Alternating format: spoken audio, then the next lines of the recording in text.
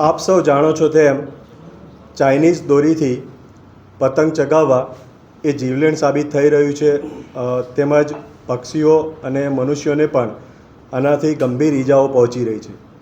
જે અંતર્ગત મને રાજ્ય સરકાર દ્વારા તેમજ ગુજરાત રાજ્યના ઉપમુખ્યમંત્રી શ્રી તેમજ પોલીસ ખાતાના વડા શ્રી હર્ષ સંઘવી સાહેબનાઓ દ્વારા આ બાબતે ખાસ ડ્રાઈવ ચલાવી સઘન કાર્યવાહી કરવા સૂચના આપવામાં આવેલ।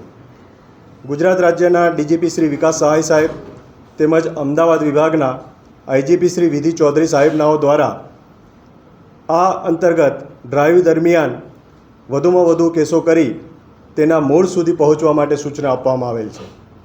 જે અંતર્ગત અમદાવાદ ગ્રામ્ય જિલ્લાના એસપી શ્રી ઓમપ્રકાશ જાટ સાહેબનાઓના સીધા સુપરવિઝન તેમજ તેમના માર્ગદર્શન હેઠળ અમદાવાદ ગ્રામ્ય જિલ્લા એસઓજી વતી ચાઇનીઝ દોરીના વેચાણ, હેરફેર તેમજ તેના સંગ્રહ બાબતે ખાસ ડ્રાઈવ ચલાવવામાં આવેલ અને સઘન કાર્યવાહી અંતર્ગત સૌપ્રથમ આ સમગ્ર ઓપરેશન જે છે તેને ઓપરેશન દોરી નામ આપી અલગ અલગ ટીમો બનાવી તે અંતર્ગત કાર્યવાહી કરવામાં આવેલ।